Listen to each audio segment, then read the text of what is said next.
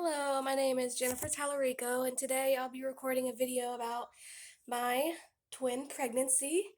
I had MoDi, which means monodi, they're monochorionic, which means one placenta, and diamniotic, which means they have their own sex. Well, anyway, we only made it to 32 weeks with 2 and 3 pound babies, so they were rather tiny. So let's get into it. So I think I'm going to start with my first trimester, which was, I'm not going to say the hardest, but it was hardest like for pregnancy symptom wise. So let's get into it.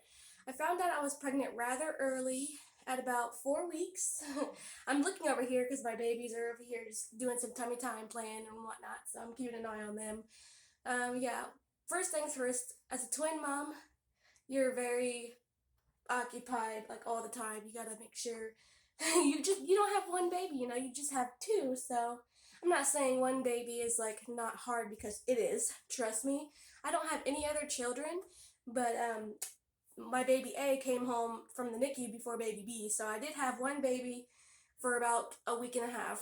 So yes, it's definitely hard. A singleton is very much hard, but having twins is like, I hate this phrase, but I'm gonna say it anyway. Double trouble. Oh, I hate that phrase. I get that all the time. But anyway, yeah, let's get back into the video. Um, my first trimester, I found out I was pregnant at about 4 weeks. Obviously didn't know it was twins, but I knew I was pregnant. Like, first, like, I didn't even know I missed my period, but I started feeling like, tired, like, super tired. Like, I've never been so tired. And then it got to the point where I was sick, like morning sickness, all the time, all the time. Then I missed my period. So then I took a pregnancy test, of course, came out like that. I took a digital pregnancy test, not the one, I think it was first response, not Clear Blue, because Clear Blue has the ones where it gives you the 4 bars. No, mine's just said pregnant, or like a yes. But anyway, yeah, I found out I was pregnant. I made my first OB appointment, and yeah, at the time we didn't know it was twins, obviously. But I went to my appointment, and they didn't know uh, that the ultrasound lady wasn't gonna show up that day, so I didn't get an ultrasound done. And so we just got some blood work, tested for like all the usual prenatal tests you get the first time you go. But anyway, so it was around Christmas. Actually, it was Christmas Eve that I found out that I was pregnant with twins. I didn't get an ultrasound yet because I had made my appointment, and it was like a couple days after Christmas. Anyway, so I had to go to the hospital on Christmas Eve because I was bleeding. And this is my first pregnancy. I didn't know like what to expect, so I was like, "Is the baby okay? Like, what's going on?" So we went to the hospital, and everybody, before this happened, I'm terrible at telling stories, I'm sorry, but ever since I got pregnant and had those crazy symptoms, everybody's like, "What if it's twins? What if it's twins?" And I was like, "No, no, no, it was twins." But here's the funny thing: when we got to the hospital, the ultrasound, I was like scared, what was going on with my baby, but I asked the lady out of instinct. I was like, "It's just one, right?" And she's like, "No." And she's not supposed to show you the screen. Obviously, when you're in the ER and you get an ultrasound, they usually don't show you the screen, but she was like, "You gotta see this." So I had to like, she was like, "Please don't tell that I told you, act surprised." And I was like, "How in the world am I gonna do that?" So I go back to the room, and my boyfriend, the baby's dad, he's in there, and he's like, "Is baby okay?" And I was like, "Shh, there's two." And he's like, yeah, so there was two, obviously. So we were like, this is the weirdest Christmas present I've ever gotten in my whole freaking life. Like, what the heck? So I don't even remember what we did. I think we just cried for a little bit and then fell asleep. But anyway, yeah. So it was around December. I was around 2 months pregnant at this time, only because They do it from your last menstrual cycle, like the first day of your last period. Mine was October 30th, so I was around a little under 2 months pregnant, I guess, at this time. About 7 weeks or so that I found out I was having twins. So yeah, that happened. And then the rest of the trimester was basically just prenatal appointments. I had to go to the regular prenatal appointments until I hit 16 weeks, and then I had to start going to like a specialist for twins, but I'll get into that later. So yeah, we had the regular 4 week checkups, ultrasounds, whatever, and they did what's it called?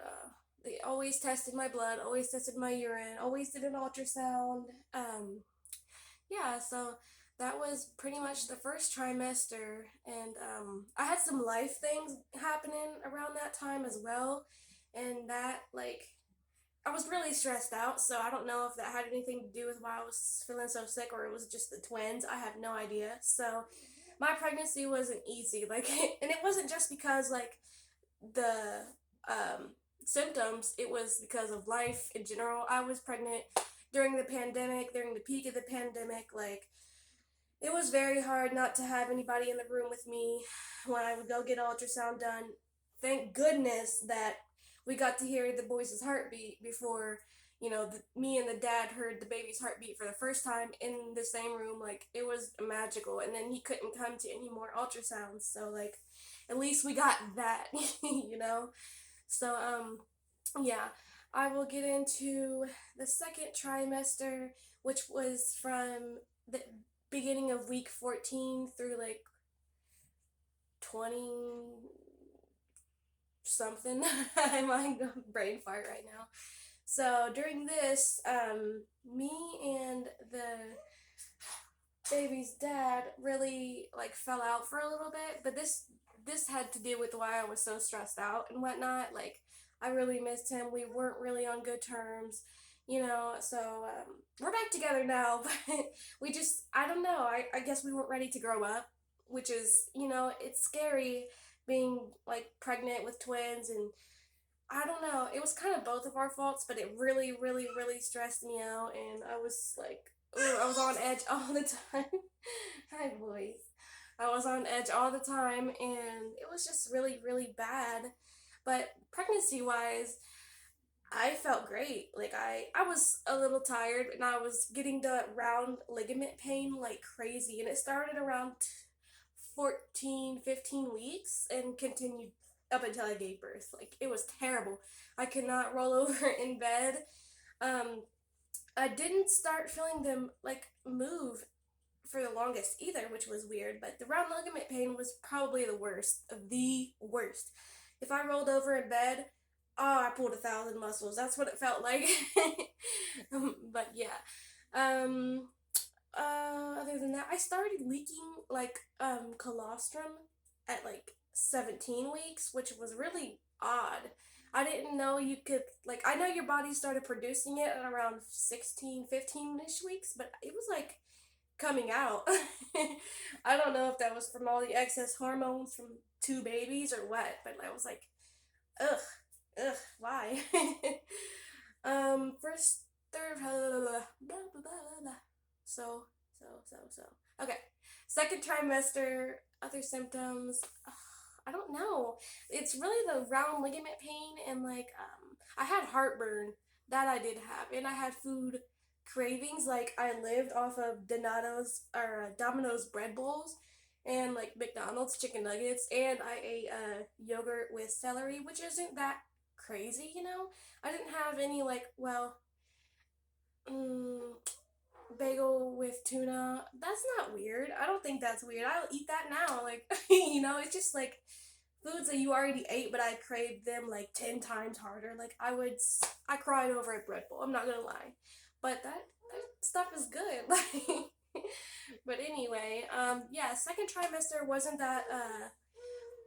really wasn't that eventful other than the, life situation. We got back together like 2 months after, we broke up in January. We got back together in March. So, you got us a little house in April. So, I mean, stuff got good, but then after we moved into the house we're at now, things got rough in my pregnancy.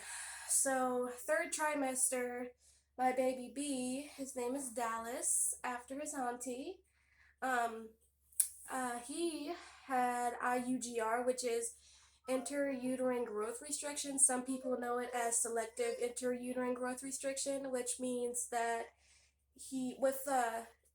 singletons can have this too, but it's usually more common with multiples, especially monochorionic, which means one placenta. He only had 30% of his placenta, which they did not know that until I delivered. But also, what's happening, bub? What's happening?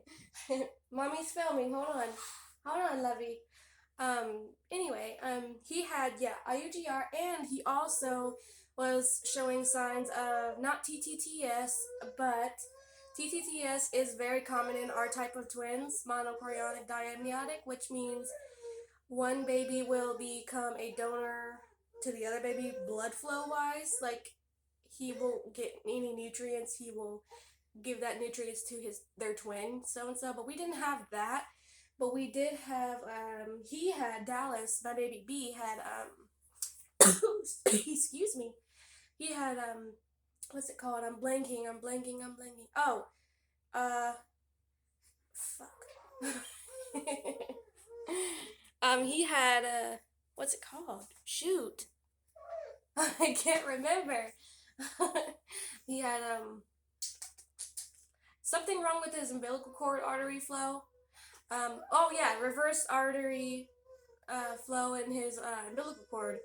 It was like intermittent reversed, absent, that means that his blood flow was supposed to be going this way, and sometimes it would just stop, or it would go this way, but it would also like really slow, sometimes intermittent, you know? So he wasn't getting all the nutrients he should have been, plus he was only getting 30% of the placenta, so that didn't help. So I was impatient from 26 weeks up until we delivered at 32 weeks. So yeah, it was a very eventful trimester, like third trimester. It was crazy. Like, and I really, really had a huge, huge, huge loss when I was in the hospital. My father and my sister passed away on the same day. Different circumstances, same day. I was in the hospital, obviously. I asked if I could leave for a couple days to at least go to her vigil, her candlelight vigil. They said, yes, your baby is doing a little bit better, but I want you to come back for an appointment on Monday. So we went to the vigil, and we went back to the appointment on Monday, and his artery was reversed. So back in the hospital, till I delivered. I stayed there until I delivered that time.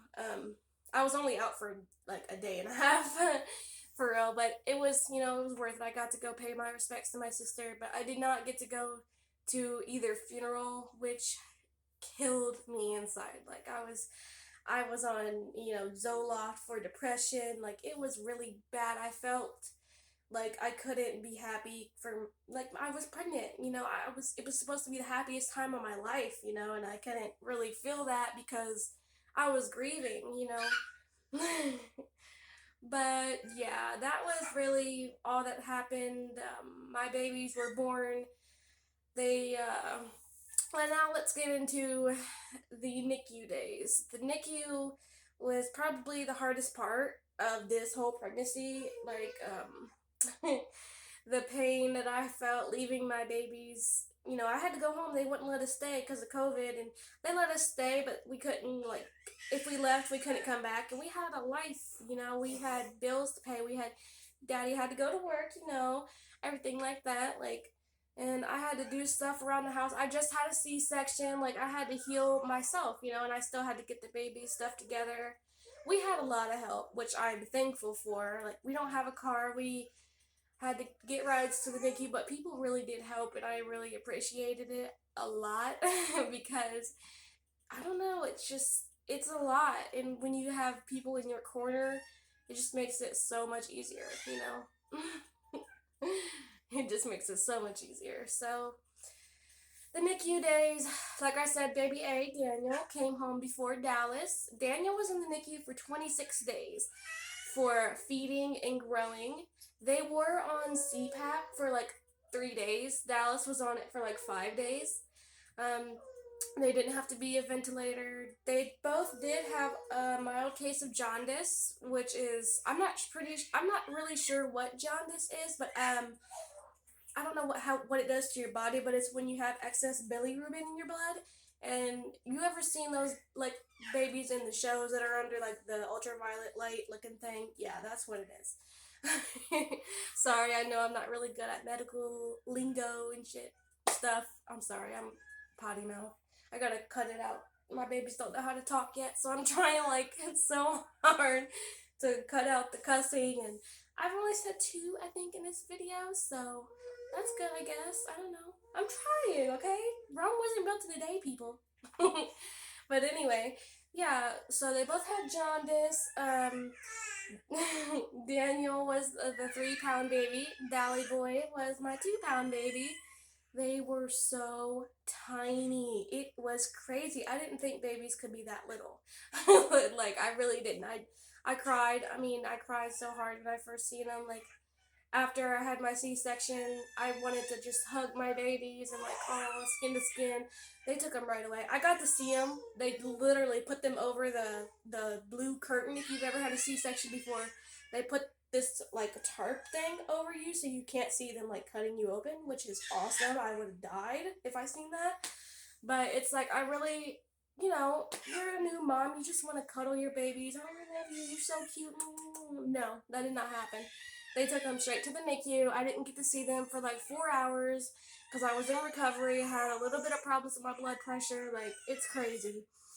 But anyway, yeah, they both had jaundice, and Daniel was the first baby who learned how to eat out of a bottle. And Dallas learned a little, like a couple days later. He was not as he didn't like to eat as much, as Daniel, so that's why he was in there. And he had a little bit of trouble with his oxygen levels, so he wasn't on like a ventilator or a CPAP. He was just, nasal cannula, the one that put in your little nose right there, and he had like a little bit of oxygen, like 0.2 liters. It wasn't a lot at all, but he just needed that little extra boost. So I'm thankful that he's okay. I'm thankful that we made it through unscathed. They are now happy, healthy, 7.5-month-old babies. They're about 16 to 15 pounds, a little small for their, like age, but they're doing so good. I'm so happy. Like, I think I will do a next video and show you like how they've progressed. Maybe, I don't know, but yeah, like it was such a journey, and it was only 7.5 months, but like it was so worth it. Yeah, it was so worth it. I did try to breastfeed, but that took the life out of me. I was so tired. But yeah, I think that pretty much sums it up, I guess.